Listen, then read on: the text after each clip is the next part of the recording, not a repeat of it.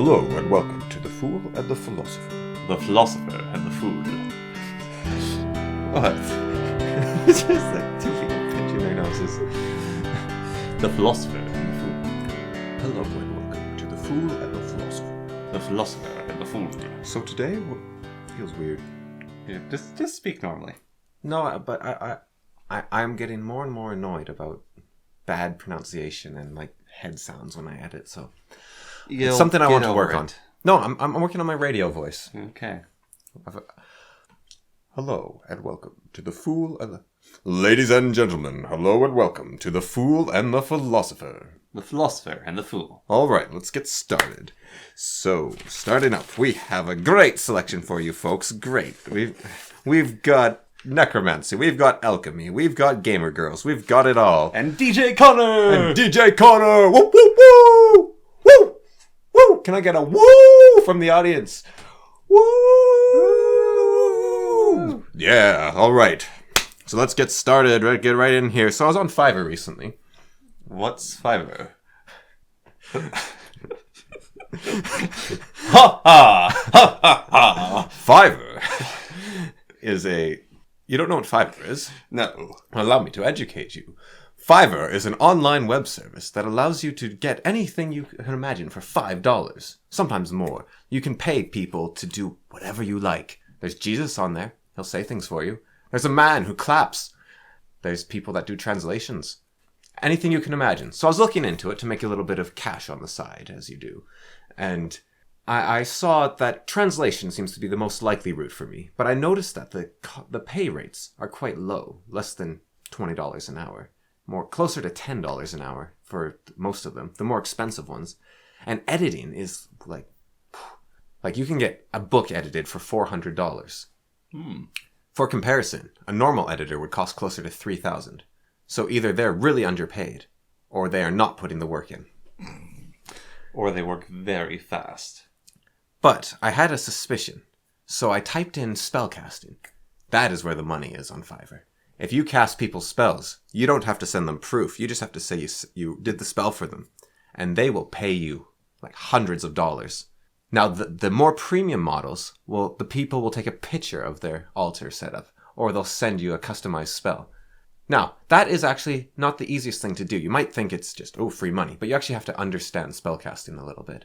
However, that's kind of my hobby. So I have a book of spells. I can just make up a spell, do the little... make bank. Seems kind of unethical, though. Seems a bit scammy. But there's a person on there. They make a customized spell for their customers. 1,000 reviews. All 5 stars. There is a thing which is... It's a form of delusion. Yes, but that means that they're still helping them, right?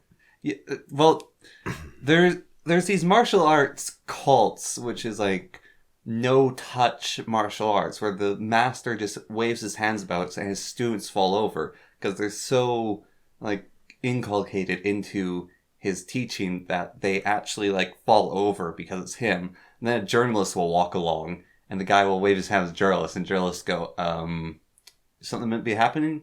Or, like, cases like that. There's, this one guy who is meant to be, like, some super martial arts magic mystic master, and a reporter showed up and he challenged people like $1,000 who could ever beat him.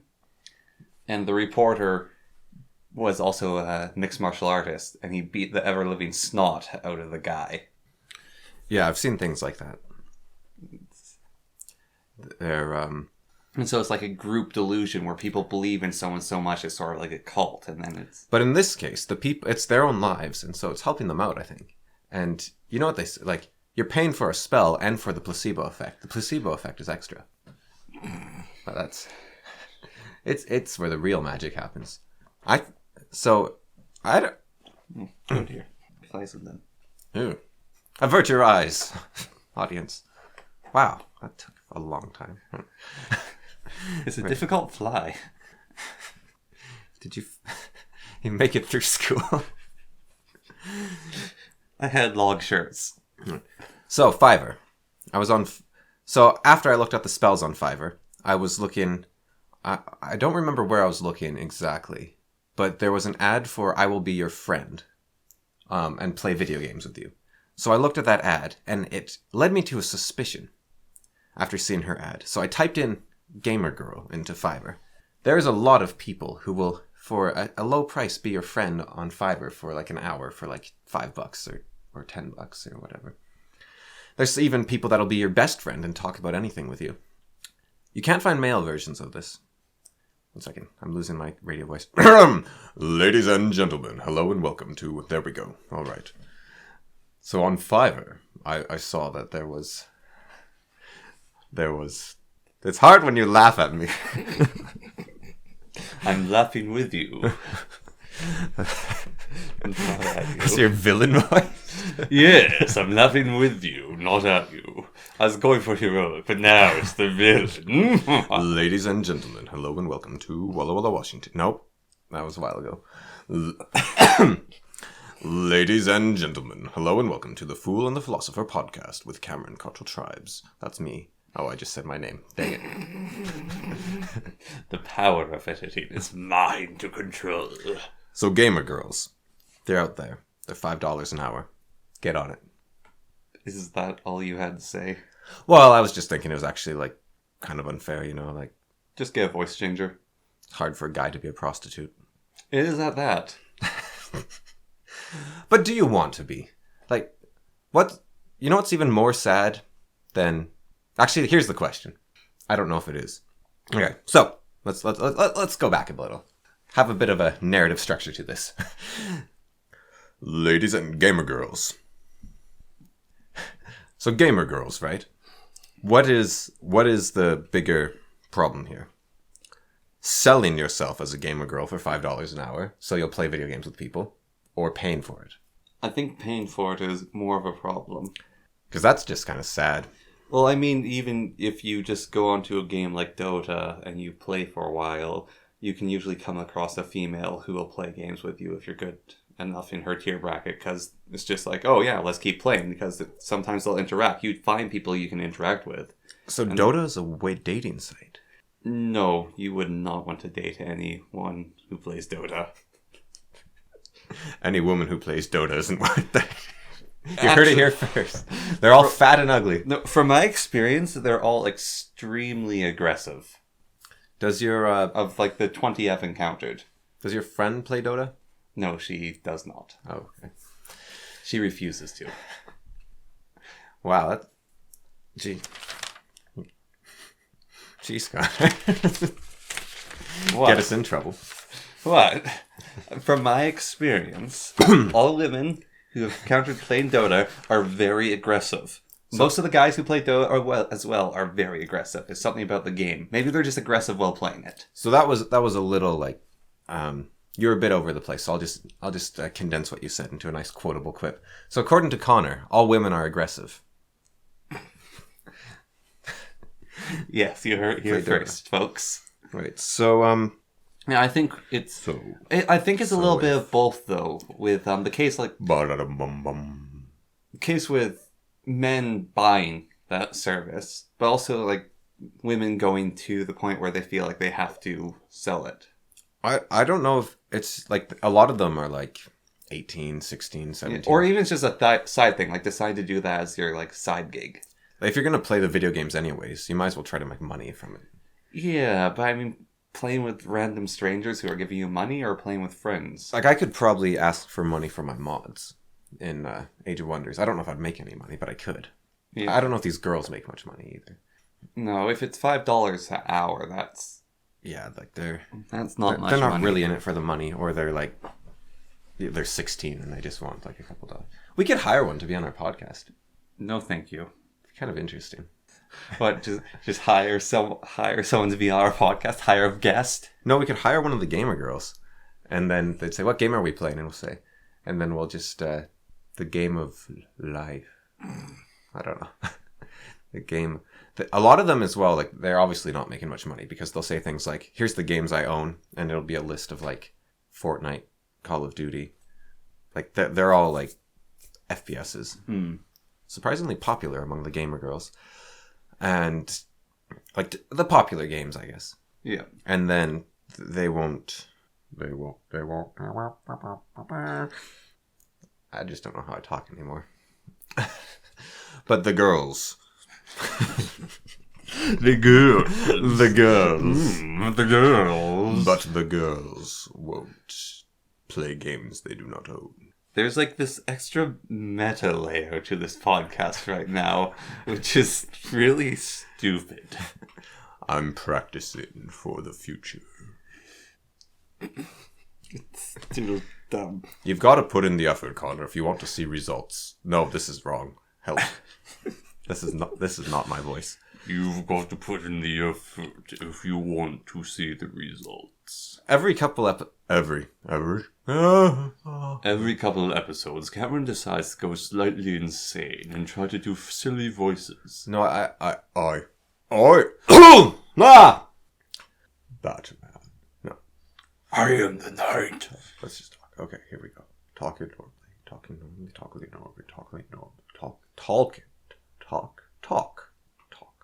I want to improve my enunciation, but yes, okay, here we go. So, I'm afraid if I move my head, I'll lose the voice. Gamer girls. What would lead a person to pay for them? Loneliness? But can you imagine being that lonely?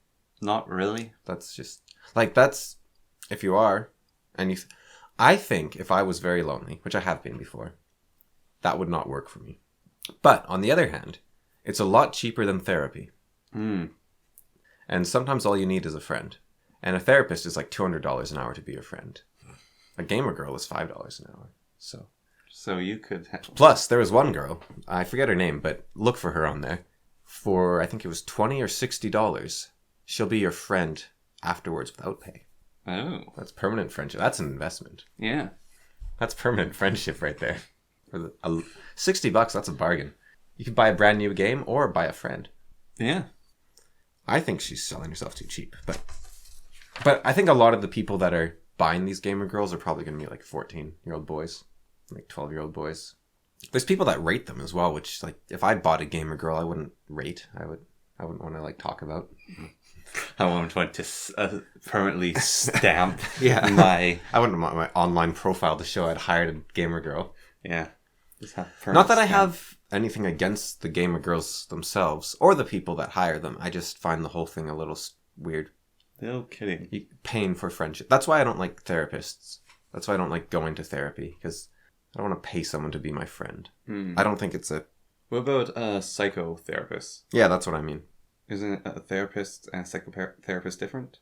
Maybe, but that's what I was talking about. All right, because there's the therapists who are... They just talk with you. And then there's the ones who actually try to, like, give you medical advice. Well, like a psychiatrist? Yeah. Yeah. Yeah. Well, not even a psychiatrist. Like, there are psychiatrists, but there's also, like, the people who, like...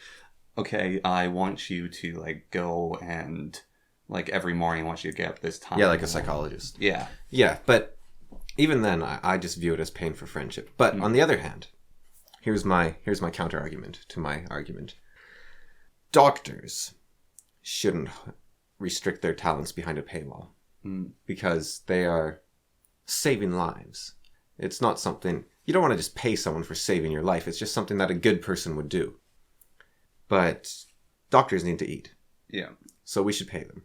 So you could look at a psychologist as someone who knows how to be a friend, who can help you. Yeah. And they need to eat. So they need money. So I think, gamer girls got to eat as well. So who knows? They gotta afford that instant ramen. So I was thinking on the topic of Fiverr and of counseling. Yeah. The spellcraft you could actually do as like a... Let's say I set up my spellcraft account. This is how I do it if I had one, right? I would say I'll make a custom spell for you for like $100, something like that. Yeah. And then... excuse me. So I'd say I'll make a custom spell for you for $100. What's your problem? So they send me their thing. I need money. So I say, okay, here's the spell. Say like, a money miracle happens to me today, and repeat that 3 times a day. And then I would say, Give me your social security number. And No. I would send that spell, and I would actually that one. I think that would be enough. So that's a bad example. I think that spell would work. So because what you're doing, right, is if you're focused on needing money, then you're looking for every opportunity. So here's what I do. I'd give them the spell, and then I'd say, this spell will take form in strange ways. Look for opportunities, jump at them, take them. And you have to put in the groundwork for the spell to work. And the moment you forget to say the spell, it has worked. And so the people are going to be looking for jobs. They're going to be jumping on opportunities they wouldn't before. They would be saying yes to job offers that they wouldn't normally say yes to. So they will get the job. They will make money.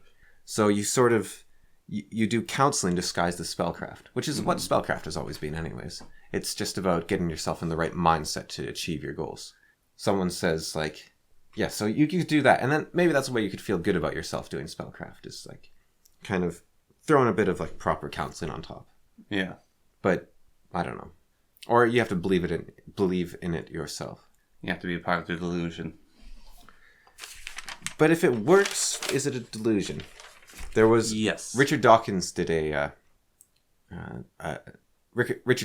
documentary where he went to a bunch of like faith healers and crystal healers and stuff, and he said they were very relaxing. Yes. He said they were very relaxing, and he thought they would help him. Like, he would prefer if doctors were more like them, but he said it's no substitute for good medicine or real medicine.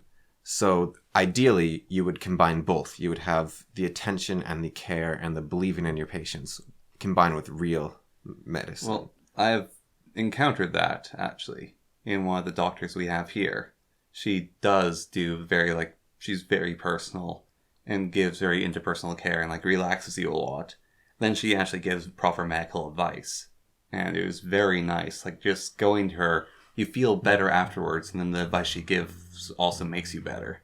And like the stuff she prescribes and says, do this, or like, yeah, you just need to get more exercise. It's like one of the things could say. Or yeah, it's like, oh, I don't want to prescribe you this because you're too young for like this form of steroids. Like, maybe if you have chronic fatigue in your 30s, you should consider this, but like at this point in time, you should try fixing it through exercise and diet.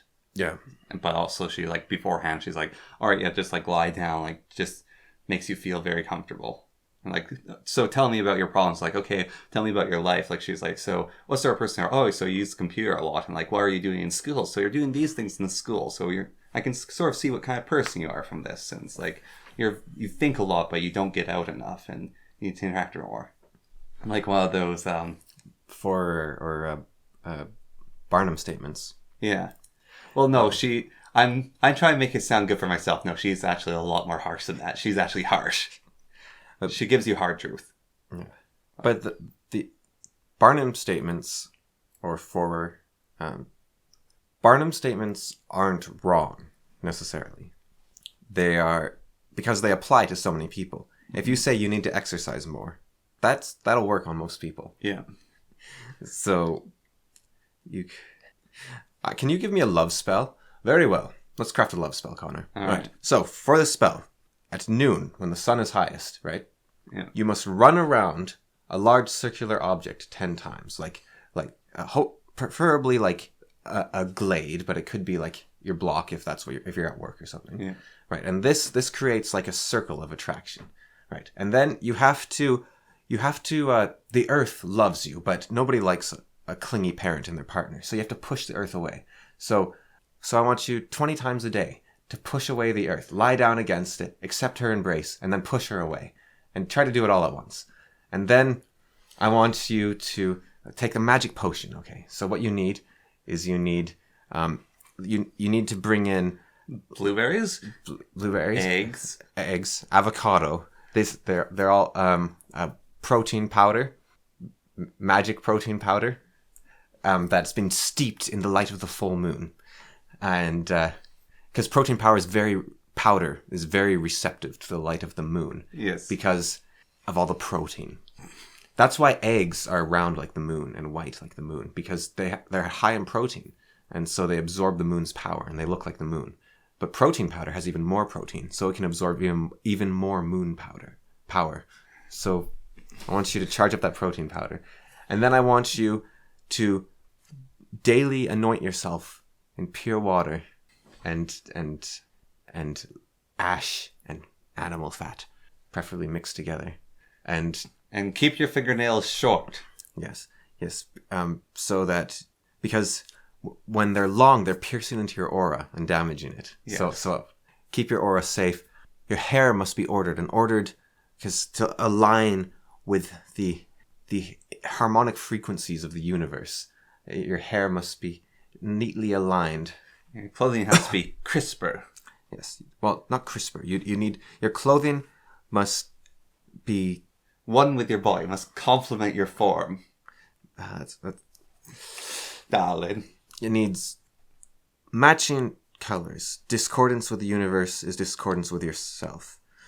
And once you've done all these things, then you simply say, hey, do you want to go out 10 times? And the spell will be complete. Preferably not clinging onto their ankle. Yeah. So it turns out a love spell is just exercise and taking care of yourself. Yeah. I think like spellcraft has kind of been that throughout history. It's just figuring out what works. And you counter a lot in books where like there's some wise woman, she gives someone like a potion. And it's just like some medicine. And it's like, do you have to do anything special with it? Like sit under a log while there's a full moon? And she's like, why not?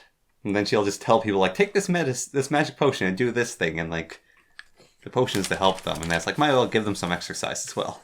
Or something to believe in. Yeah. That is very powerful. Yeah, something to believe in, actually. Placebo is it's no substitute. That's a nice added bonus.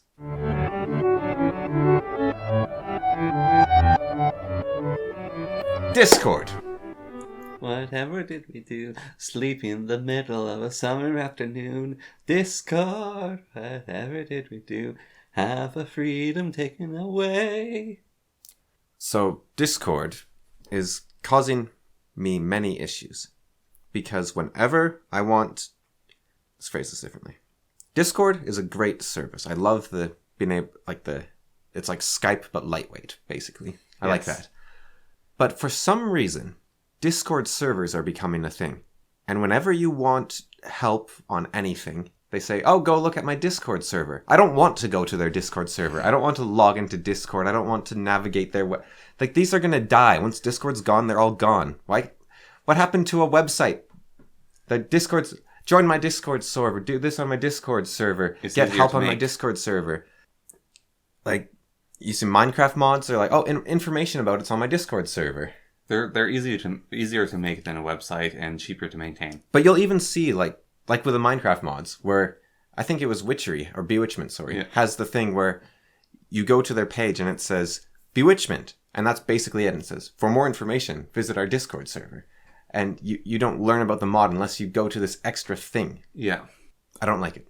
No? No. As you can tell. Well, but it's easier and people will take the easier path. But it's not easier for me. And I'm the one that matters here because I'm the customer, right? It doesn't matter if it's easier for them. They should cater to my needs. They're making me a free mod and yeah. I think it can be a pretty useful tool for organizing things, and I don't like it either because it's just full of people. I don't know how to navigate it, and it's full of people talking. And I want just a tidy web page with. I don't want to see comments and like this happened and a new person's, because when you go to a Discord server, you can't just go there and read it either. It's like every time you went to a website, they're like, it's like going to it's like Staples, right? You go to Staples and you're like, I'm just gonna see if they got a new mouse or something.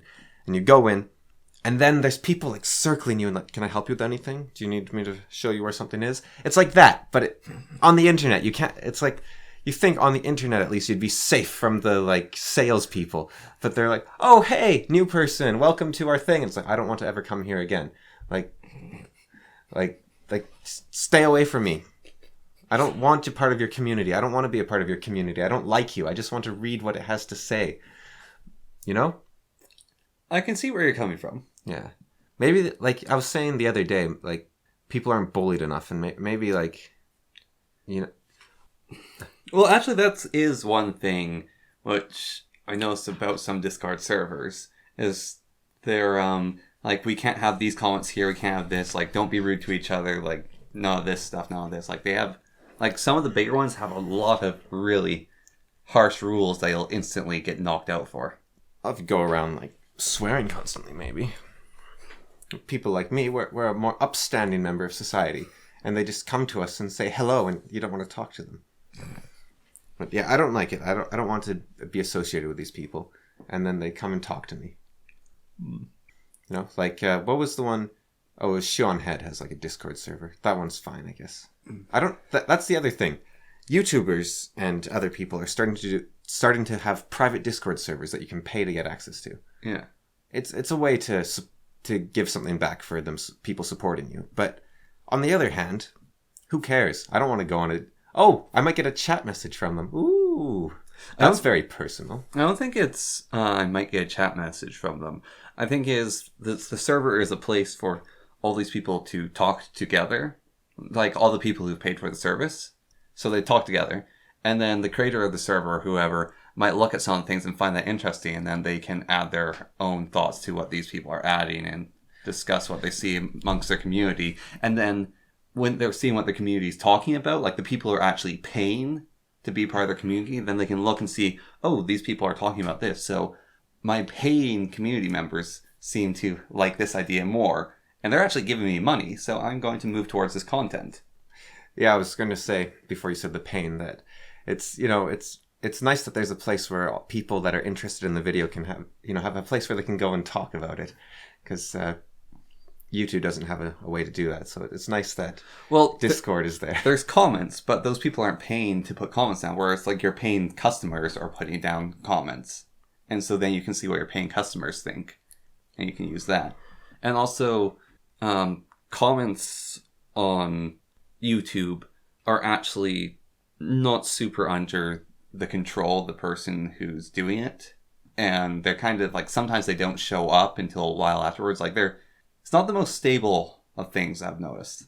Like trying to work with comments and like, oh, likely spam. It's like, how is this likely spam? There's only one message of this kind, or held under review, or one comment just got deleted from one of my videos.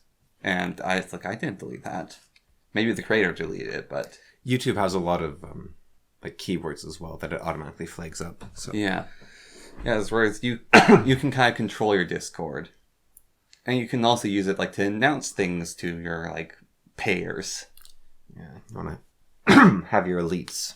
Yeah, well, actually, I totally agree with having these elites though, because these are people paying you for what you do, so they're the lion's share of your income. So they should be. I don't know. It's more important to you to work with them if you're working for a business model. I think I don't really care how you do it, actually, come to think of it. But my preferred method for myself is something like the people that pay are the ones that can have access. Like I said before, you could have like the screen at the end where people can ask you any question. And those questions, maybe you'd give priority to the people that paid you. Yeah. And so you can interact. But it feels like you see those like stream with top donators or whatever, and that is just basically paying for a gamer girl. So I guess guys can actually do that. You just have to be a popular enough YouTuber, and then you can have people pay you to stream with you. Yeah, have a gamer girl stream. I hope this podcast becomes popular enough that we can have gamer girl streams. That's what we'd call them.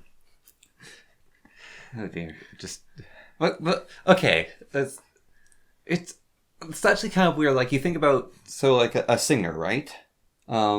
Like the VIP lounge or something where there's like only 100 accessible VIPs. Then you go there and you get to like talk with the singer.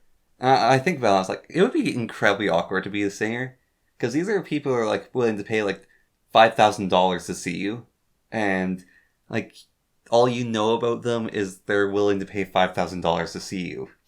I think it would be incredibly awkward to be the person with the $5,000. Oh, that too. Like you get to meet your hero, but what do you say? Yeah, it would be weird. I feel in that case actually, when you meet your, so to say, hero, you don't plan what to say. You just talk to them like you would any other person you've just met. Have you seen that Mad Cat who does Yogscast compilations? Yeah. Have you seen his latest video on Lewis being awkward? Yeah. Where he just goes up and kisses his hero. I think you might want to have a slight bit of planning. No, you do what you should normally do when talking to any other person. You don't do what a raving lunatic was with the awkward gene times 5 in you. Or when he had those charity people over and he didn't know how to react in the slightest. Well, yeah, he's not very good with new people. Like he says, how you should react with new people. So you're saying when you meet new people, you can just interact with them? Yeah. And meeting a famous person can be the same way? Yeah. Got it. Like, that's probably how you should do it.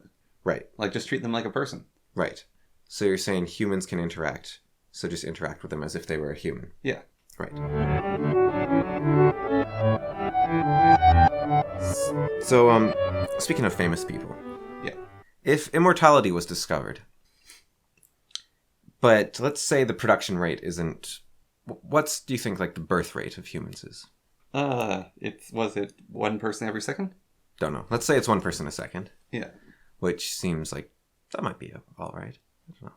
60 people a minute. Big number anyways. Yeah. 200 million a year or something. I don't know how that would work out. Be 300 million a year maybe? No, because 30 years is a billion seconds. So 3 years is 100 million. So a year is about 30 million. Oh, I was right, yeah. So about 30 million seconds. So 30 million people a year. That seems okay. Sure. So and a person dies every 2 seconds. So let's say a second a year. Yeah. I mean, a person is born every second. Yeah. Let's say they can produce these immortality pills at a rate of 10 a second. Yeah. So we're making more than there are people getting born. So eventually everyone will be immortal. But that means to start with, or maybe they start slower than that, but they're ramping up production. Mm-hmm. So it's exponentially faster. So first day we only make 1 or 2, and then we make let's say we make 1 more every day. So day 1 we make 1, day 2 we make 2, day 3 we make 3. That would take a while to catch up. 1, 2, 4, 8, 16. No, that's too fast. Boom! Day 1 we make 1, day 2 we make 2, day 3 we make 6, then we make 24, then you just multiply it by the next day. And then you make 120, and then you make so it's, and I don't know. It ramps up anyways. Yeah. No, that's even faster. Yes. Right. That's based off the Fibonacci sequence. Let's just start this over. Okay. So Fibonacci sequence of pills getting made. Yeah. Every hour. It's so 1 pill in the first hour, and then 1 pill in the next hour, and then 2 in the next hour, and then 3, and then 5, and then 8, and then 11, and then on and on and on. Yeah. So we're eventually catching up. Yeah. Who do you start with these pills? That whole bit was nonsense anyway. So you've invented immortality pills. You're making them faster than people are being born, but you're not making them fast enough to give to everyone immediately. Who do you give the pills to first? I think that's an interesting one. I mean, giving it to royalty would suck. You'd have to change the systems of royalty, almost, with that. And then would royals want to? I think you would start with, basically, if your distribution was anywhere, instantly, you would basically try to organize as fast as you could as old, what does it do? Are you stuck at the age you're in, or do you just keep aging and get older and older, or it doesn't make you young and live again? And do you think that matters? Yes. I think it's very important. What state it leaves you in. If you have really bad arthritis, does it leave you in a state of arthritis forever? Right. But does that matter? It might to some people. Do you think people with arthritis should just die? No. I'm saying, let's say someone has, terminal cancer, and you give them this immortality pill. Having terminal cancer, you can't die, but you still have really nasty cancer. It's not going to be good living. But should they die? Well, no. Why? I'm basically saying, so what you do with it, my thoughts are, you basically get all the older people when people maybe near the edge of their life, and you start like saying, okay, do you want this? Like, it's basically, and then people who want it go into a random draw to start with. But you go with all the older people, and then you slowly start ramping down because there's a higher chance that old people will die. Right. Or do you start with famous people? Because they cause more joy than old people, right? Like, like more people care about the life of Chris Pratt than they care about your grandmother, let's say. Yeah, but than our grandmother. She would have less opportunity to get it than Chris Pratt. I'm talking about like your opportunity to get it. If you're old, then you're more likely to die, and so you have less opportunity to get it. Yeah, but do you care about saving the old people? Like, what if you're too busy giving old people the pill and you don't make it to Chris Pratt? Well, he'll get old eventually. Yeah, but like, what if you lose him because just due to some accident while you're busy handing out to old people? Like, maybe you want to prioritize him. Well, how many famous people are there? Probably millions. I don't know. But that's the thing. How do you prioritize famous people? Like, who has the greatest network of them to start with? Is there a random draw among famous people who have over 1 million fans? And you keep going to the random draw as well. Yeah. I'm wondering if you just build a list. Like you start with Earth's national treasure first. Like the person everyone loves the most. So PewDiePie. Most famous person on Earth. I don't know if he is. I think he is. I doubt it. Like, what about Donald Trump? Okay. Or basically any world leader. What's his name? Leader of China. He's pretty big. Well, PewDiePie has more subscribers than, like, he's the 50th largest country or something by subscriber base. Yeah, but that's 50th. That's yeah. Think about like China has over 1 billion people. The United States has 300 million, or like 350 million, something like that. These guys are way bigger than PewDiePie. So you have like, do you give it? So like, probably the most famous people in the world are U.S. presidents, actually. Yeah. But do you care about them compared to entertainers? Like Wayne Gretzky, he is like a part of Canada, let's say. Yeah. So do we care more about him or Trudeau? Because Trudeau, he's a politician. He's fleeting. Yeah, he's only in charge for what, like 10 years? Yeah. Wayne Gretzky is immortal in terms of like just his legacy. Yeah. Like greatest player ever. So maybe we should give him it because he's like Canada's most important person. Right. Like our prime minister or the Queen. She's important, but she doesn't do anything. How dare you, sir? On the other hand, she exists. She's a great glorious beacon to the British Empire. It's her existence that we look to for our inspiration. And she also has been a ruler for a very long time, so she's probably pretty good at it at this point. So maybe royalty get it first, but they're just celebrities these days, really. Mm-hmm. But then, like, if you give it to entertainers, like, would the entertainers keep doing it? Like, what if you give entertainer immortality? Like, whoop, I'm gone. Could you re-say that sentence? Like, would the entertainers want to keep being entertainers after they got immortality? Again, but... No, that's fair. Go on. Would the entertainers... No, go on. Okay. Ow! Alright. Would the entertainers want to keep on being entertainers after they've achieved immortality? Let me think about that. Right, put that. They might not, but is their legacy enough? Like we're happy enough that they did it. Like, you know, people are always sad when like Alan Rickman died or when David Bowie died. People were sad because they're like a friend to millions of people. Yeah. So what you have is like you don't want your friends to die, but you don't want your friends to die, but saving your friends first is selfish. So instead you should save the person with the most friends. And the person with the most friends is someone that everyone likes, like David Bowie or Alan Rickman or like Carrie Fisher, like all these like famous celebrities. They're everyone's friend in a way. Like you don't know them and they don't care about you, but at the same time that they are close to you. And so I wonder, yeah. So you've got the old people. There's the celebrities. What about the scientists making the pill? I think they should get it first, obviously. Yeah. That one seems obvious to me. Yeah. You don't want to lose that knowledge. But then great minds like Stephen Hawking, if he'd gotten the pill, or like other famous scientists, Richard Dawkins, biology. Yeah. Who else does like good work? Einstein. Is Einstein. Yeah, a bit late for him. I mean, like who's like a great living scientist? Like all the mathematicians I can think of are dead. The philosophers are dead. Well, I think we got there's no famous scientists anymore. or we're just not thinking. Bill Nye. Bill Nye, I guess. Yeah, there's like he's a scientist and a celebrity. Neil deGrasse Tyson. Like he's a scientist and a celebrity. Yeah, but he's like. I don't know if he actually like contributes much. Like he's popular, but I don't know if like. But the old Chinese guy, or is he Japanese? The person who's an environmentalist. Oh, David Suzuki. Yeah. Yeah, he's Japanese. But do they do anything really? David Suzuki does. He's a climate scientist. He actually researches still. But those people, right? Yeah. Then we're starting to judge like. Right, so who has done a greater contribution to society? Is it Neil deGrasse Tyson or David Suzuki?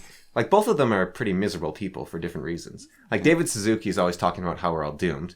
And well, if they have immortality, we're not doomed, so he's actually not all that important anymore. And Neil deGrasse Tyson just has no joy in his heart. Yeah. Well, he doesn't get the pill, because he'd be like, actually, immortality is indistinguishable from blah, blah, blah, according to the blah, blah, blah with the sun, and the stars are much bigger than you will ever be, even in your immortality. Christmas is just is indistinct from any other day. Look, right, here's another solution. For things being, I mean, I was like trying to think of like the fair way to administrate to old people, like trying to go through that. But what about, okay, so you Hunger Games. No blood sports. Old people Hunger Games. No blood sports. So you give it to the people making it, obviously. What if you had to kill someone for immortality? No. So you give it to the people making it. We're sticking with your original thought. Okay. Because they need to keep making it, right? Yeah. And then you just stockpile it. So you don't give it out. You just stockpile it until you can give it to everyone. And you just let people die? Yeah. Huh. But what if you lose, like, Neil deGrasse Tyson? What if Neil deGrasse Tyson's immortal, well, David Suzuki dies? And you should have given it to David Suzuki instead of Neil deGrasse Tyson because he was going to be fine. So, okay, so let's say you've done this. The scientists are immortal. So let's say you've done this. The scientists are immortal and they're stockpiling the pills. Yeah. But I think the issue with that is, my idea is that once the pills get traction, then they get more funding and it revs up. Oh, okay. But let's say for some reason they can rev up production without anyone knowing about them. Yeah. Would they tell anyone that these pills exist? I think it'd be in their best interest not to. So, how many years until they open the vault? Well, actually, that's another thing, because if you start opening up, if you say, okay, we have this, right? Birth rate go down. Maybe. Oh, I think it definitely would. So, okay, so here's it would have to for like sustainability, but it might not. Well, we're immortal. We can just be a giant blob of people. We don't need to eat or anything.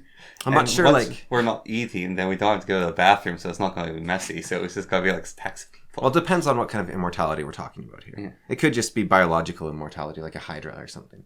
So you could still get killed by like disease or like a wound or whatever else. But your cells don't wear down. So like you wouldn't get cancer and you wouldn't get a compromised immune system and stuff. So it would be much more unlikely, but it would still be possible with like decapitation and stuff. I'd rather have immortality of like your head can't be like your head's cut off and it just like reattaches. I'm not really sure how that would be possible as like. So I think let's actually like a real like. Okay. I think like biological immortality is the best we can hope for. Okay. So so you'd still need like a certain amount of births to keep it going. Yeah. But it would be much lower. Yeah. It'd be like elves from Lord of the Rings or something. And also, okay, so if this causes no breakdown, you give it to children, right? Yeah. Do they get stuck as a child or do they keep? Yeah, I don't know. Because breakdown is what ages people. So the children have to survive to adulthood. So what if you had you start having more children, but then You get rid of the healthcare system. no, to become an adult, you have to win a Hunger Game. No blood sports. Okay, but here, right. If you had to kill someone to be immortal, though, right? Mm-hmm. That would I think that'd be very good, sort of way to traumatize a bunch of people for the rest of their incredibly long lives. But Yep. but it would also I believe there's several novels and fictional pieces that touch upon this idea. it kind of keep the population from. I don't think that'd actually be too bad of an issue. I don't know. Maybe it would be. I don't think that wasn't my primary concern. It's just who do you give it to? I like your idea of stockpiling. That's cool. I didn't think of that. Well, it's a weird one, definitely. What if you secretly gave it out to what if the scientists were allowed to choose? Well, no, but then they would have the same issue. What if you had to be selfish? What if you say to them, right, you're first, then your family, then your friends. Which friends do you give it to? Okay, pyramid scheme, right? You go to someone and you hand them a pill and you hand them 2 slips of paper. Yeah. And on the slips of paper is an email address. And it says, email at this code. And it's a unique code. Mm-hmm. And you say, give these pieces of paper to anyone you want. And then they give them out. And it just it's like a pyramid scheme or a disease. Well, I was more thinking of a kind of more silly thing or just nonsensical, which is you give someone the pill, right? Yeah. And a side effect of this pill is they have 2 more pills fall out their nostrils. Or maybe out their ears. And then they can give those 2 pills to someone. Would you want to take an immortality pill if it came out of someone's nostril? Well, actually, that would probably be the best way to administer the immortality drug would be through a virus or something. Yeah. But that might also be an incredibly terrible idea. Let's say that it's a stable virus. But is it? And what if it mutates? Alright, fine. Administer it through prion. That also seems like a terrible Prions idea. don't mutate. But how could you be sure that you had done it right and you weren't just horribly killing everyone? Well, it's an immortality prion. It works that way. But this is within the realms of we used to use X-rays to look at shoe sizes to measure feet inside them. This is something you'd want to be careful with. They've actually found things. Yeah, it turns out this immortality gives you cancer. So if you look into immortality research, which I haven't really done, but I do know that they've found stuff that have made mice live a lot longer or appear a lot younger or reversed aging in mice. Yeah. And they've even made some sort of, I think it's a drug that they've given to people to test. But the problem with these tests is they take a very long time. Yeah. Because you have to be 10 years later. Okay, so how much did they age? About a year? Oh, it's worked.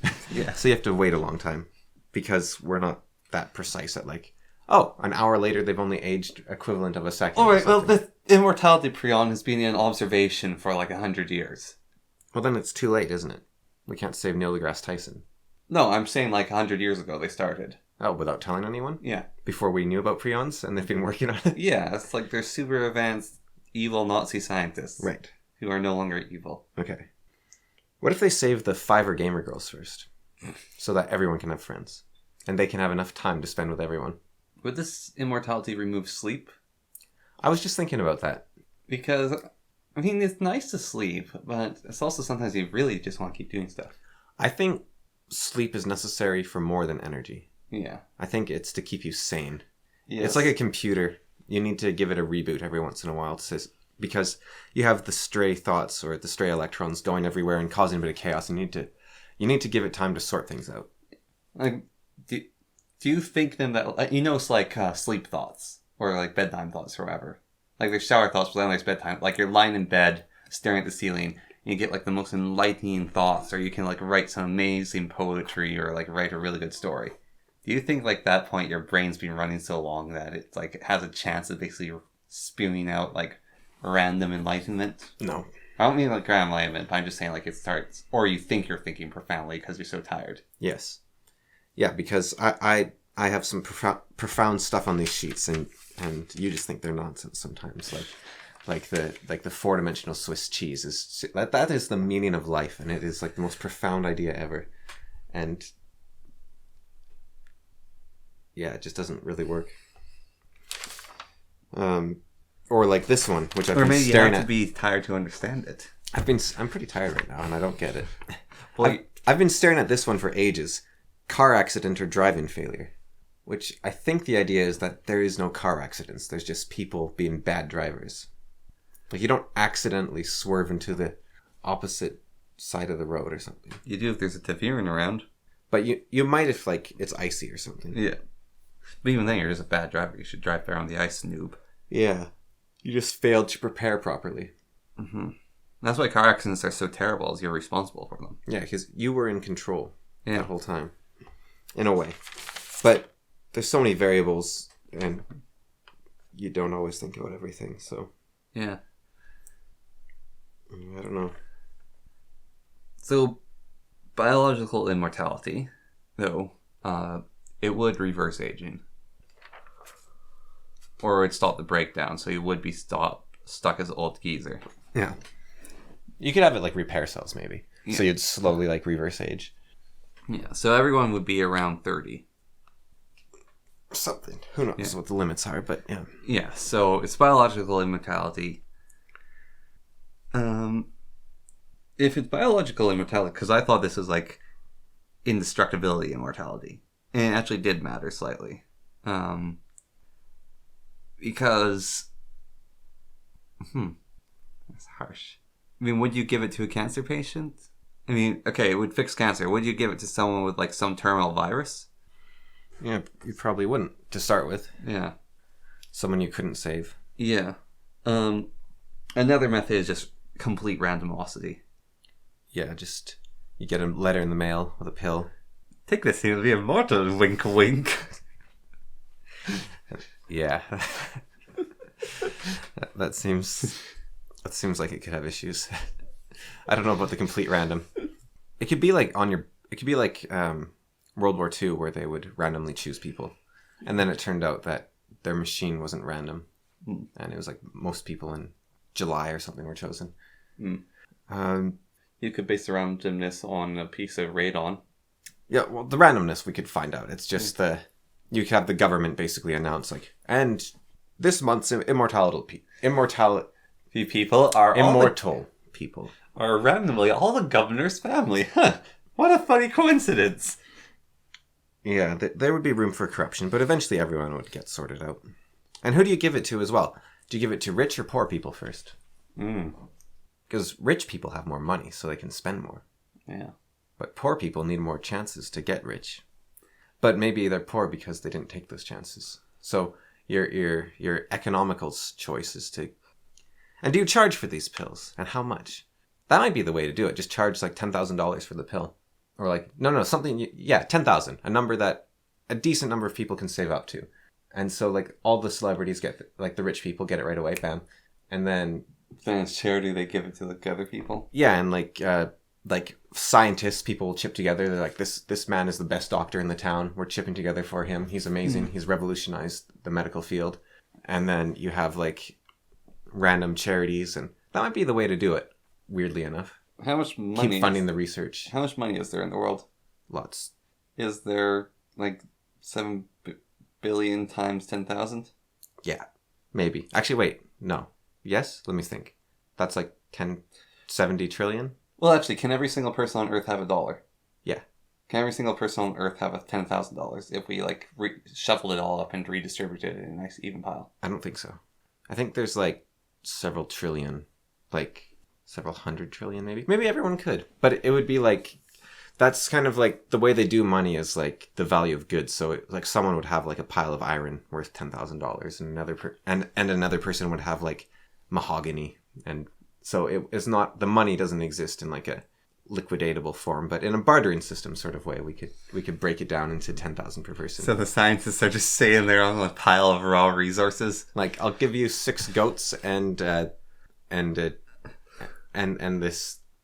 pile of unpolished mahogany for a immortality pill.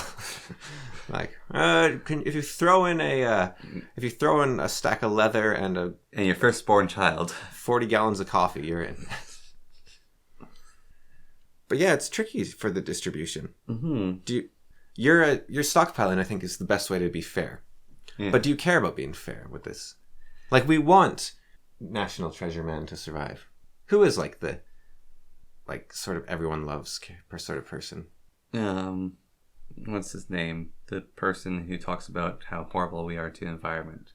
David Suzuki? No, I mean animals. BBC. Oh, David Attenborough? Yeah. Yeah. And the Queen. Morgan Freeman. Morgan Freeman, David Attenborough, the Queen. Of course, these are all like British, except for Morgan Freeman. We're just talking about people with good voices in the Queen.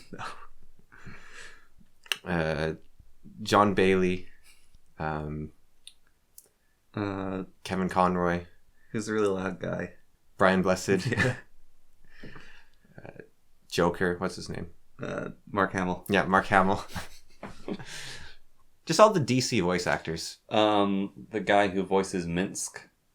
Oh yeah, He does a lot of voices. yeah. He does Winnie the Pooh. Yeah. You don't want Winnie the Pooh to die. He also does the snake. Yeah, he does. Whatever his name is. Yeah. Their voices are very similar. So, Voice actors, there you go. no, I think David Attenborough though. I think he's someone everyone loves. Yeah.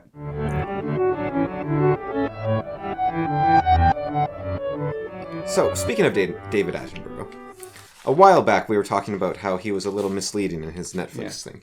And we were talking about how polar bears, the whole thing is polar bears are dying. But we said, actually, polar bears are doing better, or they're even to doing better. Yeah. Well, we deleted that from our podcast because we looked it up we didn't just spout that out. We actually looked it up. And polar bears' numbers are actually going up slightly. However, Their weight is going down. their weight is going down, their bone density is going down. Plus, it depends on regions. So some regions are growing, some are dying out, like extremely. And the other thing is, polar bear lifespans are increasing. However, adult lifespans are increasing. However, they're having more children, and the children mortality rate is going up. Yeah. So polar bears are staying even, but they're dying more often. Yeah, they're transferring habitat is what's happening. But they're also, for now, but it might not be like, because the babies are weaker, they're less bone density, they die more often. So polar bear numbers are okay. Yeah. But that doesn't mean the species is okay. Yeah, but like another reason why they are transferring habitat, they are moving off the ice and onto land. Yeah. And polar bears aren't designed for that because their food source is seals. And there's not as many seals on the land as there is on ice. And so they have to get food differently, so polar bears are getting smaller as well. It's never been about the polar bears anyways. Like, we really shouldn't care if they die out. They're like massive predators. They're a megafauna. We love megafaunas. Yeah, but they're terrifying predators that could eat us in an instant. It's a megafauna. We can't let the megafaunas die out.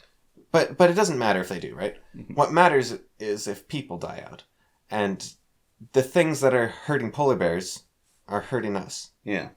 Less so because we're really adaptable. But you see like islands that are flooding, and you see like sunburn. That wasn't really a thing at one point. You know? And now like people get skin cancer. Yeah. All the time. That wasn't really a thing. You've got other weird environmental issues, like people who are like boomers and older, they have radioactive teeth because of all the nuclear testing in the atmosphere.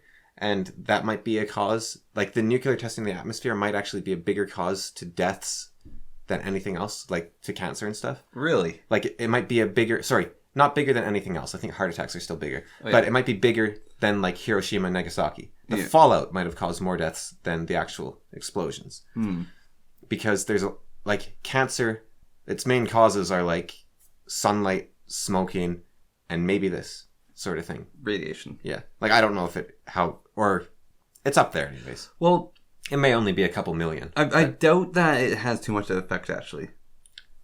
Why I'm going to say this slight checker, is a study was done on pilots and flight attendants, and the only reason that they have slightly higher cancer rates is from more exposure to sunlight, like truckers.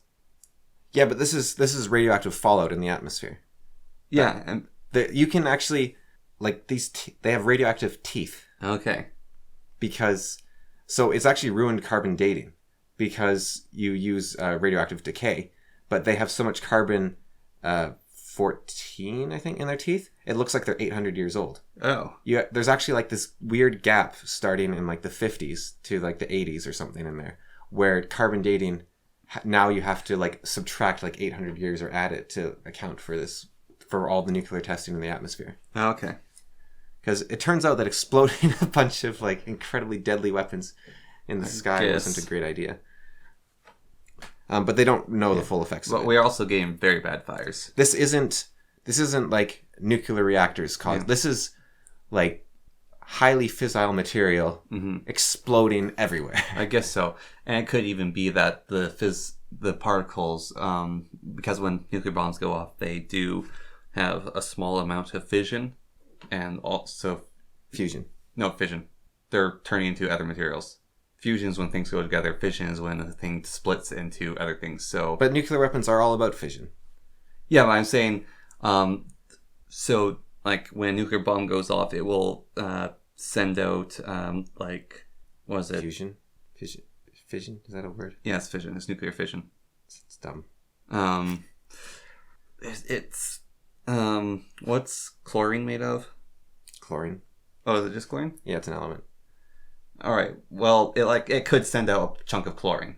Oh, I see. Like a spray particles. Like these particles then spread out, and then they can, like, that's the part of fallout. Is the particles it turns into, and then you can get them into your system, and they're like a heavy metal that's constantly radiating inside you. Yeah, but like I said, that's boomers and older, basically. Yeah. Like, because they stopped, and now it's not as much of an issue. Mm.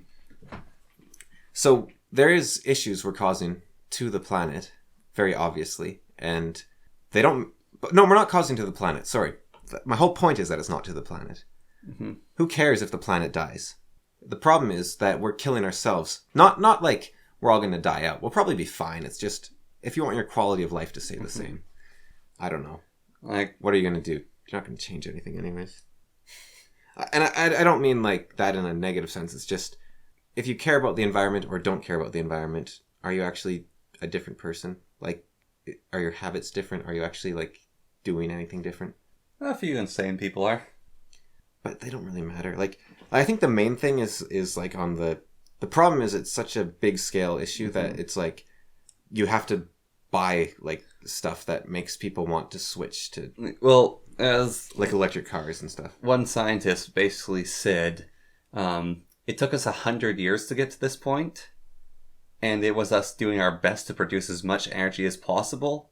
So it's going to be really hard to fix this because we've been having a 100-year-old party, and now we have to deal with a hangover. And some people aren't done partying. Like, there's some new industrial revolutions going on, so there's still some other parties going on, and we're trying to clean up the after party while like the yahoos are still going at it. It's not like dire though in a way. Like, you look at the United States, for example, their carbon emission rate has been going down for the last, I don't know, 10 years, 20 years, something like that. It's like, it's like down in the tiniest sense. It's basically even. But the thing is, the amount of vehicles and people has been increasing. Yeah. So they're getting significantly more efficient to be able to hold steady, let alone go down. Yeah. So we're like, what if you, who cares really if you care about the environment actually? Like, what difference does it make? Just what you want to live in. Yeah, but let's say you want to live in a world where it's nice and like you don't pollute and stuff. Are you going to change the way you do anything at all? Well, compared to not caring about that. I think it's one of the things is just don't drop trash. But that's like tiny. That barely affects the environment. Like, it kills a bunch of fish and stuff, but who cares, right? They're just fish. It also releases plastics into the ocean, which kill the smaller creatures, which are one of the main contributors to stopping the planet from heating up. Does it? Yeah. But like, what are you doing with the garbage anyways then? You're just putting it into the earth instead of into the water. Yeah, so you're just chucking it in a different hole. Yeah. I don't know. I doubt. I have a strong doubt on the plastic in the oceans causing the planet to warm up. That seems unlikely. I think the biggest issue is probably like eating fish and getting plastic in it. No, like burning and cows and termites. Mhm. And like just releasing stored carbon that's been stored for hundreds or thousands or millions of years into the atmosphere for the greenhouse effect. That's probably the main issue. Yeah. Like, what's a little animal gonna do? It's gonna just die because it can't eat plastic. Like, if it's so stupid it dies on plastic, maybe it shouldn't live anyways, you know? Although, like, you ever choke on you ever choke on a piece of plastic? Like, oh, it's awful. Yeah. That stuff is not meant to be eaten. I sympathize with those fish. Mm-hmm. That's horrible. So I think on a humanity level, Mm-hmm. not randomly, but who chucks here? Okay, here's my thing, right? Sure, you say don't chuck your trash around. It doesn't matter. Like, who cares? If I'm an environmentalist or I'm not an environmentalist, I'm still going to put my garbage in the trash can because that's what a decent human being does to live in society. So, like, does it actually matter if you care or not? Like, what about your life is going to change? Mm-hmm. It's like, the options aren't, I'm an environmentalist, or I go around pouring oil behind me, like crude oil out of, like, this barrel I carry with me. And even then, like, one person carrying around a barrel of crude oil and pouring it as they walk, that's not going to do much anyways, really.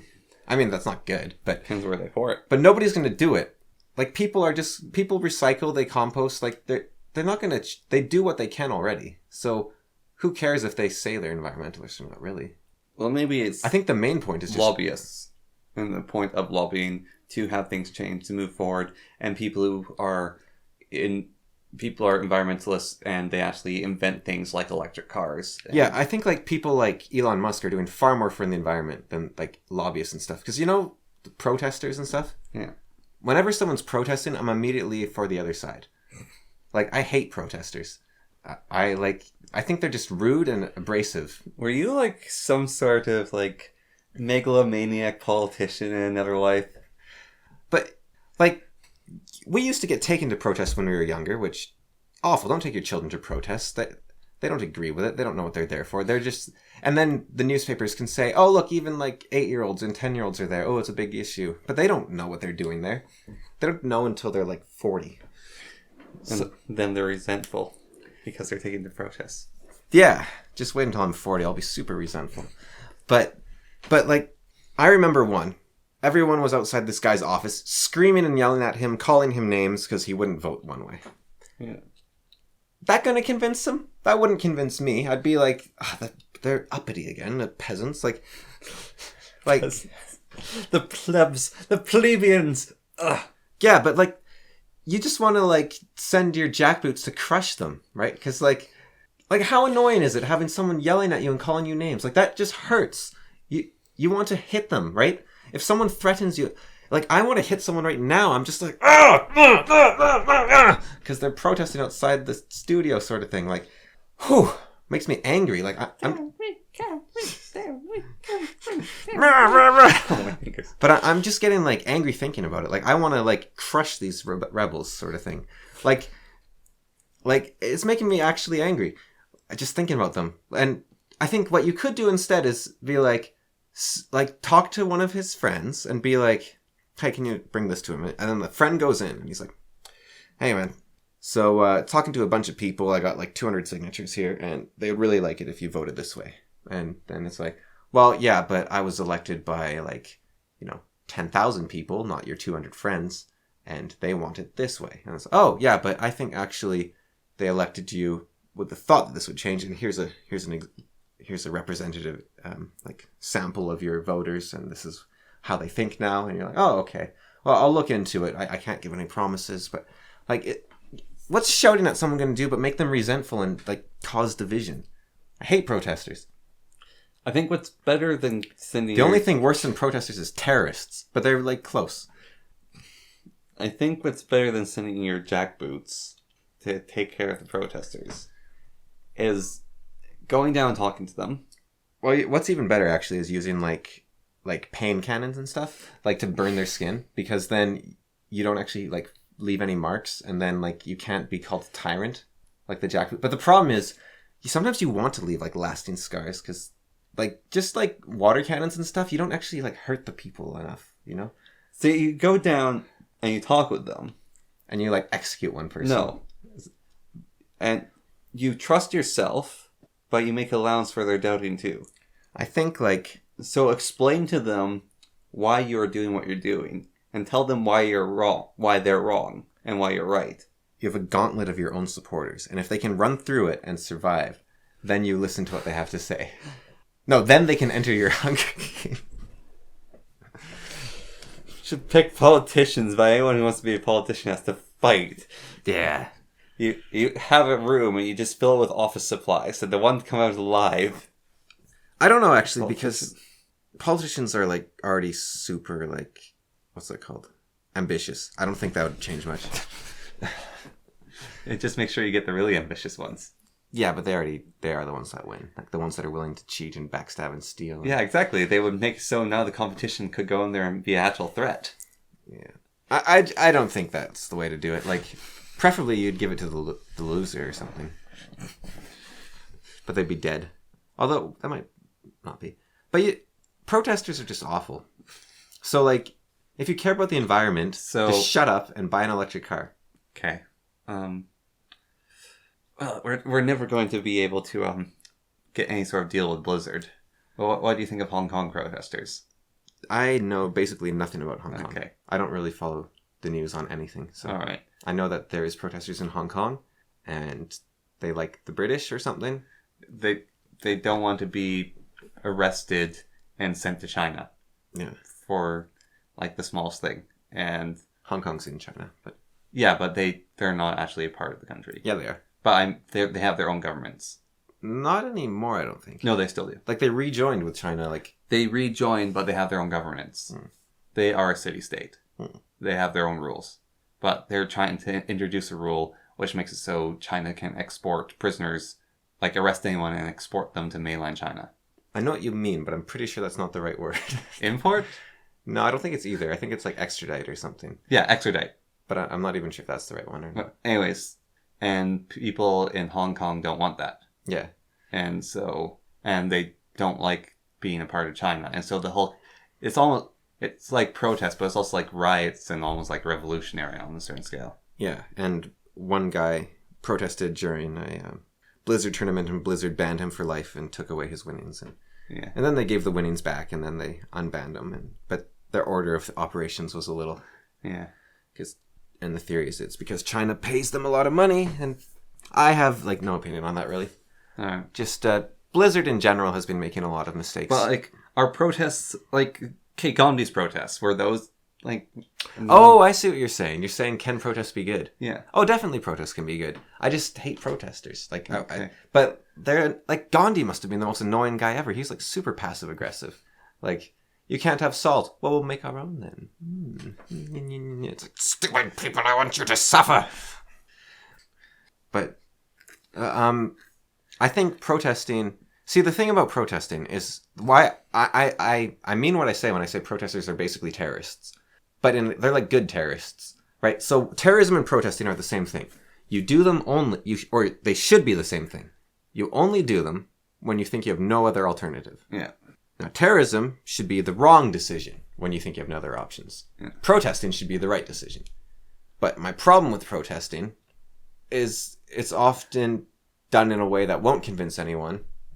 And it's done for stupid, like, little things that really don't matter in the grand scheme of things. Like a politician voting on a bill or whatever that'll, like, allow you to poison people's drinking water. Like, okay, you know what?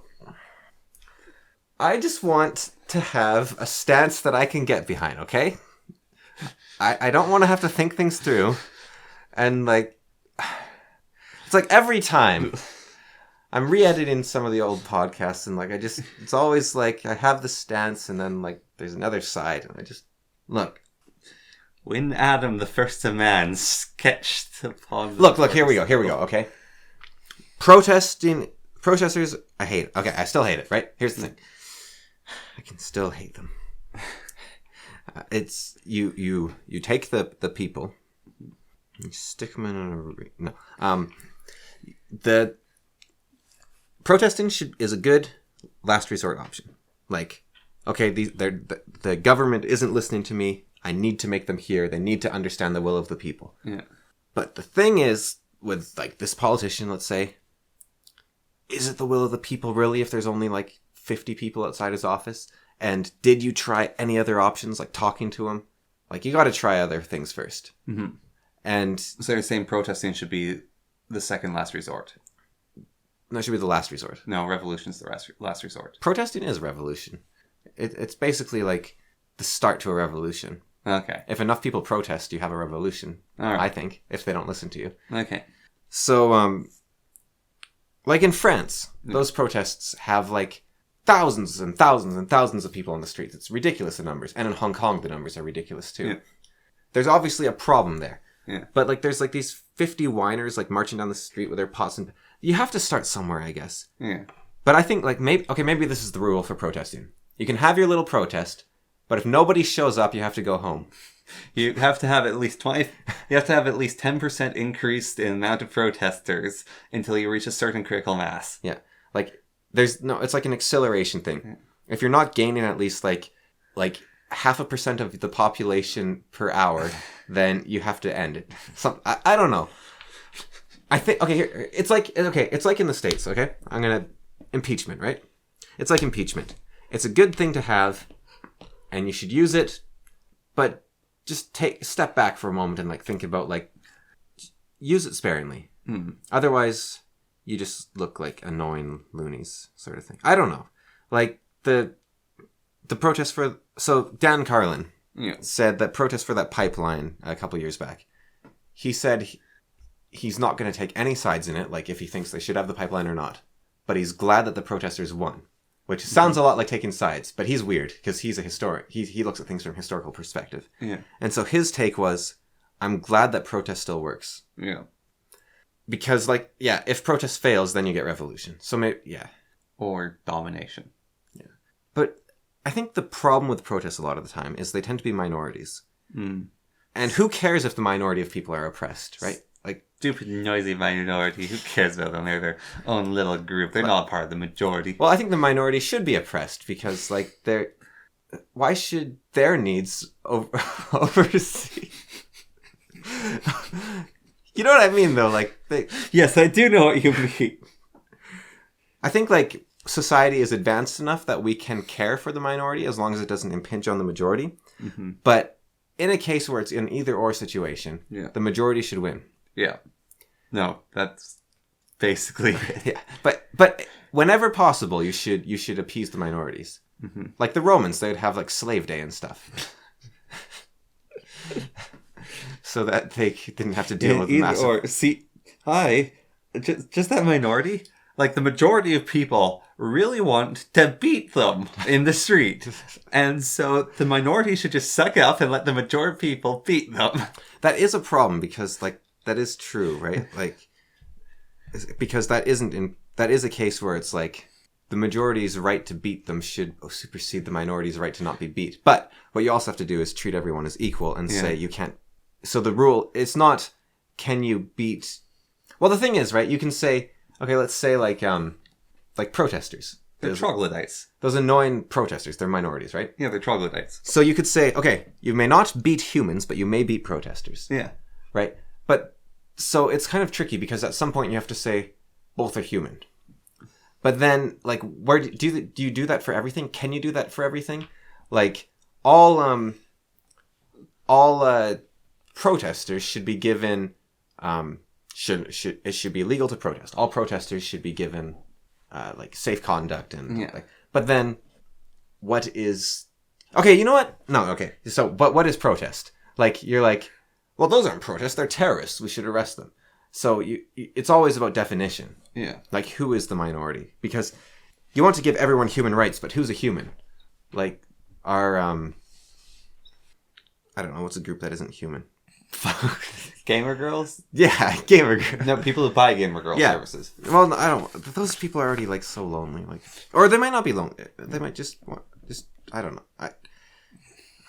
I really don't want to say anything against someone that would buy a gamer girl because, like, man.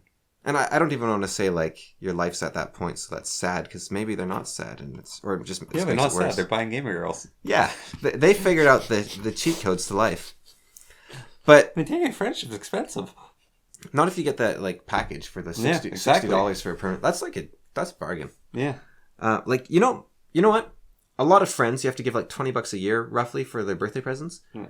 Like, That's like 3 years of investment for a lifetime Yeah. for this girl. Like that's a sweet deal. I need to go on here to be friends with people. Okay, protest is fine, okay? Yeah. I've changed my mind. Except I haven't, because I still feel angry about... It's pretty, but is it hard? Like, you know what is, like, the most sickening, empty feeling? Is losing your righteous anger. And, like, self-righteous anger is the most addictive, sweet nectar there is. Should we rename this podcast, what would be like a, I don't know, like a sort of, like, novel name of, like... The loss of Cameron's righteous anger, like how you do it, like losing righteous anger, autobiography by Cameron. The loss of righteousness. But the loss of righteous. But the righteousness is really addictive, and it's actually like a problem. And that's what these protesters have. They feel righteous, and they don't want to lose it. So they will ignore anything that makes them lose their self-righteousness. Yeah. So I don't really want to lose mine either, but I think... And see, I feel like I'm betraying my fundamental principles. Yeah. But like, and it feels wrong. It doesn't even feel right. Yeah. So I don't know if this is even true, but I'll just say the thought.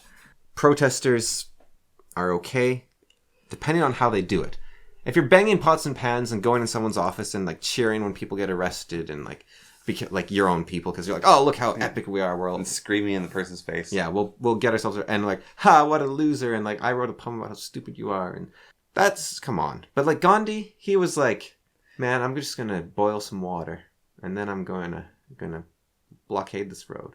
But like blockading road, come on. Like, you know those people in the States that are like lying down on highways? Like those stupid speed bumps? Like they're just like...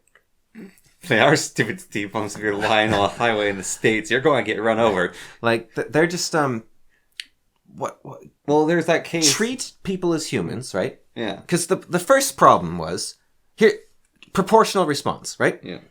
Gandhi was dealing with tyranny. Yeah. These people are dealing with someone that isn't voting the way they want them to vote, and they are dehumanizing them. Yeah. They're yelling at them and insulting them. That is a very different scale. The protesters in the States, maybe the blocking the road is a great way to get attention, but you're not... The people driving... Like, what if David Suzuki is driving on the highway, and he needs to get to a conference to save the polar bears? And you stop him because you're lying. You're not attacking the people. So first of all, proportional response. Second of all, go after the people that are causing the problems. Yeah. Not innocent bystanders to get attention. Not the commuters who are just trying to live their life. Yeah, don't go after them.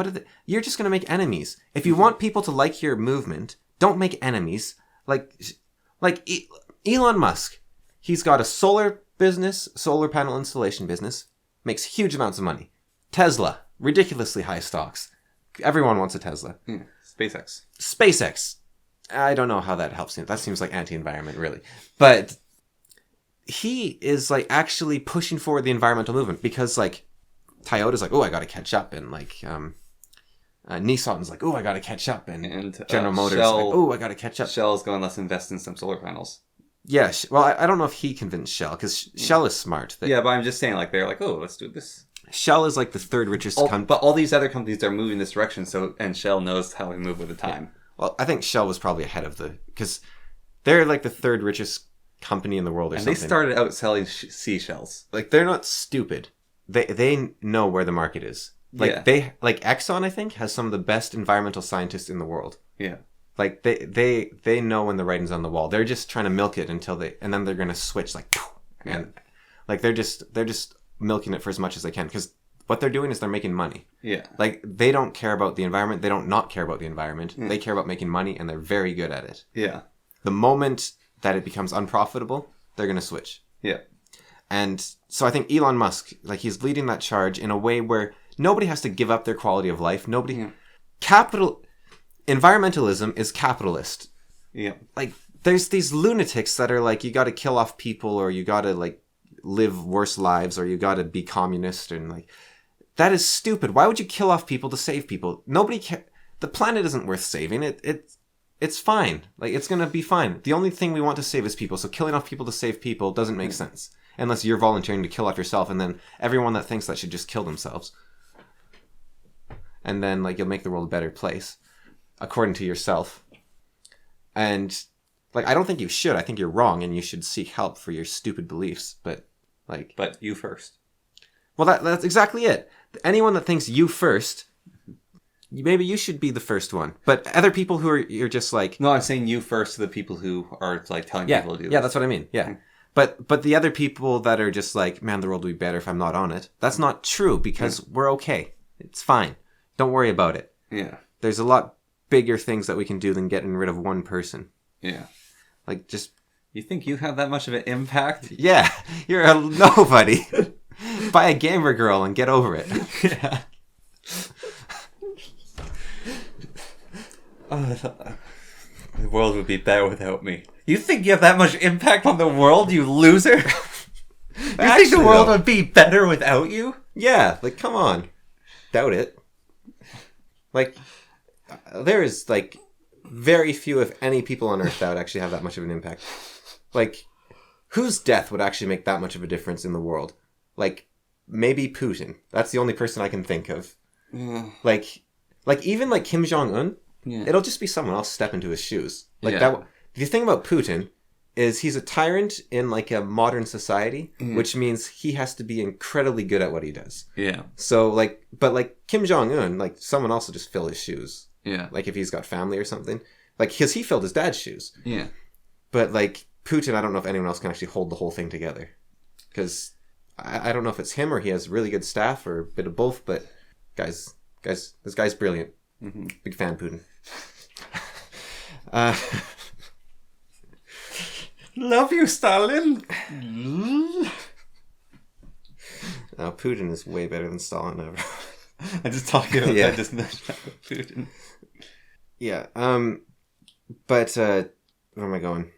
Yeah, you don't have an impact. Straight to the gulag. Yeah.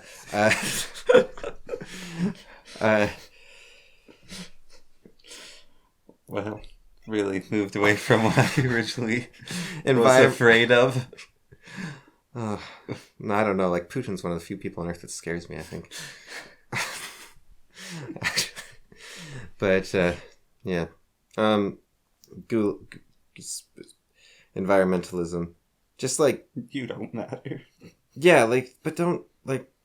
You're not saving people by doing this. Yeah. The thing that's saving people is just making money and having cool toys. Like, that's actually it. Like, oh, Tesla's so cool. Oh, solar panels. I want one of those trucks. Yeah. Like everyone does. They're just, you want to live in the future. Yeah. You want to live in the stupid 80s, like, Future. Yeah. People want that truck. That was what we were promised. Like, you know Sims 2000? Yeah. Like, SimCity 2000? Like, that's what we were Or, like, promised. XCOM Apocalypse. Like, yeah, you want this, like, weird blocky truck that, like, makes people, like pull up their resolution settings when you drive by because they're like, wait, what? I must have turned my resolutions down. Or... Do you want buildings like the Shard? Like, you want those weird spiral, oddly shaped buildings. But you want, like, solar panels because it's, like, free energy. Yeah, you want the Shard covered in solar panels because it would look cool. You want electric cars. Like the solar flowers. Yeah. You want those things because... Well, you don't personally. I'm talking about, like, personal gain. Yeah. Like, I don't care about, like, the world's art. I care about personal... No, I'm saying, like, you want like, some solar flowers around your house, powering your house for you? I'd rather just have, like, a really effective solar panel. Solar flowers are effective solar panels. But, like, it's all about making money and, like just having cool toys. Yeah. And that is how you save the environment. Because it's capitalist. Yeah. It's super capitalist. Don't, like... give up on your quality, like, because then what the problem is, you get these people that are sensible and don't like communism, and they think, oh, environmentalists are communists, and they're not. Yeah. Like, the environmentalists that have a thought in their brain aren't communist. My environmentalist teacher was the closest to communist I ever met in, like, a proper environmentalist. And I'm not saying, like, no real Scotsman. I mean, like, someone that actually has environmentalist, as in you actually know how to save the environment. You're not just some lunatic with ideas. Like, someone that has actually reviewed some literature. And she was, like, an anarchist. And, like, you know... There's no such thing as private property? Well, she was like, fences aren't real. They're just there. Like, yeah, so she is the hippie hoppity. Yeah, well, she was... But she was also, like... She was kind of like... you can just, like, share, like, stuff you make yourself. And, like, I made this applesauce, and I'm going to share it with the whole class. Only take a little bit, because there's not much. You see... Nope. You should just take it and drink it. That would have actually been brilliant. Oh my goodness. Tragedy of the Commons are... That would have, like, been a lesson. Yeah. Can you imagine if she had staged someone in the class? Holy cow, that would have... But the thing, she did actually prove one thing, though. Mm-hmm. People's fear of feeling different actually made communism work. Mm. Because everyone just took a little bit. Yeah. So actually... But if you had the brass balls and the thought to do that, you could have destroyed people's fear of being different. You could have shown that one person who doesn't fear that destroys communism. Yeah. And, like, someone that's just willing to work the system. Yeah. Oh my goodness, that would have been amazing. I don't think I would have understood the lesson at the time. Like, I wouldn't have been in the right set of mind, but, like, that would have been so profound. Holy cow. I want to, like... You know when we were talking about what would you do if you could rewind time? Just go... No, you go back to time and give yourself a message. Like, not the slap, a message. And you go... Eat the applesauce. What? Problem was I was making my own applesauce, so I would have been very confused. That would be another move. Is she orders applesauce, everyone? And you take your jar of own applesauce and drink it. No, this is what you do. I bring my own applesauce in, right? She passes it around.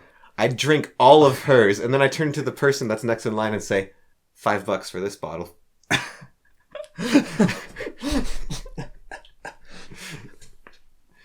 Homemade applesauce tastes really good. Shame you'll never know. Unless you got $5.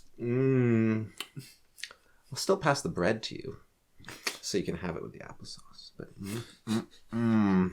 this is really good. Yeah. Wow. That's a political science class right there. Holy cow. And then, like, if someone sat on your desk, you shoot them to reinforce borders. But that's not as deep. But, like, man. But, what could have been? Yeah. It's just really cool, actually. Yeah, I was kind of happy and also kind of disappointed I didn't have any teachers like that. No. I mean, I just clashed too much in the class. I've always had that problem. I'm one of those annoying people that get, like, killed in communist societies. But she was actually a pretty fun teacher. I said, like, Malthus' nightmare might become real and stuff, and she was like, I don't think people will know who that is. And I was like, who doesn't know who Malthus is? Who's Malthus? But, yeah. I guess, it's a little niche. Look, Cameron, when you consider philosophy class and have the whole class disagree with you and keep arguing your point, you should consider theirs. Yeah, let's just look at Malthus here. Let's see if I got the name wrong. It's been a long time, so actually I'm kind of like in the who's Malthus camp now. But I'm pretty sure I remember his name right.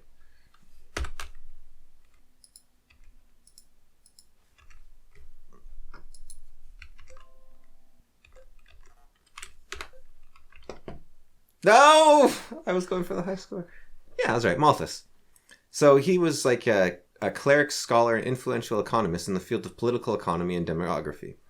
So what he said, he just gave a little mathematical problem, all right? Mm-hmm. He said populations grow exponentially. Yeah. Food production grows geometrically. Yeah. Exponential growth will always outpace geometric growth. Mm-hmm. Starvation is inevitable. However, let me show you something, because he was wrong about population growth. Population plateaus. No, not quite.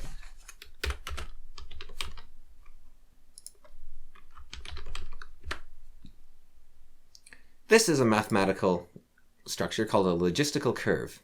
It appears exponential at first, but it's not. Yeah, plateaus. Yeah. Well, it actually continues to grow. Yeah. But, like, it shrinks. Mm-hmm. So, as you can see here, logistical curve and exponential curve looks very similar. Do I have to go through all the work of editing a short animation into the podcast right at the You end? could just make the artwork exponential versus logistical curve. Just have it in the background. Yeah. So as you can see behind me, I'm pointing to it with my pointer here. You've got an exponential curve, which is the one that grows faster, and then a logistical curve, which plateaus basically. And population actually follows a logistical curve. Most things actually follow logistical curves because exponential curves tend to be unsustainable. And so a geometric curve is like a straight line, which you don't see on this graph, but it would be like... and so the food production is actually able to keep up. And also, the other thing he got wrong is food production doesn't follow a geometric curve. A geometric... It's not even a curve. A geometric growth. Yeah. Because... you have agricultural revolutions, and the food production methods increase incredibly. So it's sort of like imagine like a diagonal line going up, and then it like goes straight up, and then it's a diagonal line, and then it goes straight up. So it's like how Ashermen like increase their power levels, sort of. Yeah. So that's kind of how like agricultural stuff happens. And we are at a point now where we have about like 50% more to 60% more food than we have population, and the population is not supposed to get much bigger. So distribution and storage. So Malthus's like nightmare never happened. You're wrong, noob. So yeah, but I don't know why he was like super like. I had in my mind that he was like super popular for a while there, but I guess I just saw him a lot. Yeah, we were buds back in the clergy. Yeah, just don't be a deontologist in a classroom full of what do we call it? So if you're like an accountant, right? You're a cleric. Yeah. Because like a cleric is like a clerk, right? So like, I don't know. I'd take advantage of that if I became like a... All right, then I think we've dissembled enough here, and digression is at an all-time high. So I have like this thing I really want... Well, I can talk about it next time. No, go on. Oh no, if you think we got enough content, then I'll just save it. Okay. If we got enough content... what do you call it? Content. Yes, but there's like a... Yeah. We haven't had like me just educate people for a while, so... Or horribly rant, so, it's good. Yeah, so goodbye. Goodbye. Bye.